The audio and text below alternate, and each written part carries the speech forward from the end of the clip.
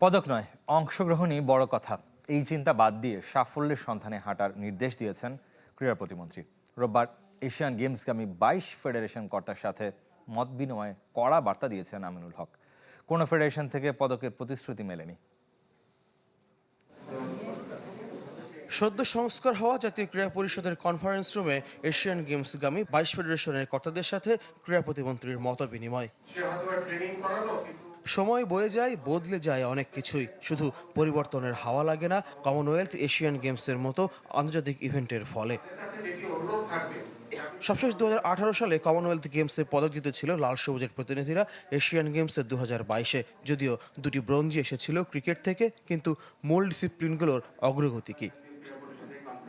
অগ্রগতি না থাকলেও থেমে নেই বিদেশ সফর। এবার এশিয়ান গেমসে যাচ্ছেন ২৫০-এর বেশি ক্রীড়াবিদ, কোচ, কর্মকর্তা।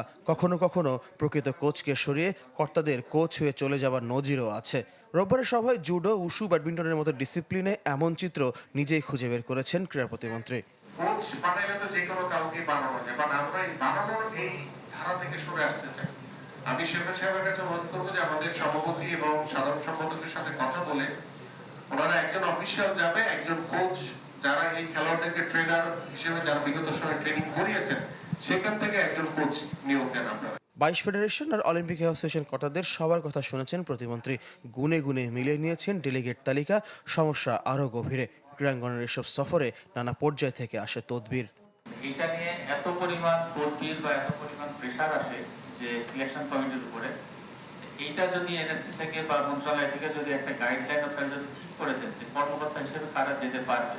সরকার ক্রীড়াবিদ ফেডারেশনগুলোর আর্থিক সুবিধা বাড়িয়ে চলেছে, তাই এবার শুধু অংশগ্রহণের তৃপ্তি থেকে বেরিয়ে সাফল্যের সন্ধানে হাঁটার নির্দেশ দিয়েছেন আমিনুল হক। অংশগ্রহণ করাই বড় কথা, এই শব্দ থেকে আমাদের সরে আসতে হবে। আমরা সত্যিকার অর্থেই পদকের জন্য লড়াই করব, পদকের জন্য আমরা যুদ্ধে মাঠে নামবো এবং সেই পদক অর্জন না করা পর্যন্ত আমরা ক্ষান্ত হব। এশিয়ান গেমসের জন্য বাংলাদেশ অলিম্পিক অ্যাসোসিয়েশনের বাজেট ২.৫ কোটি টাকার বেশি। যে আমরা মানসিকতার পরিবর্তন আনতে চাই। ফয়জুল ইসলাম, চ্যানেল 24, ঢাকা।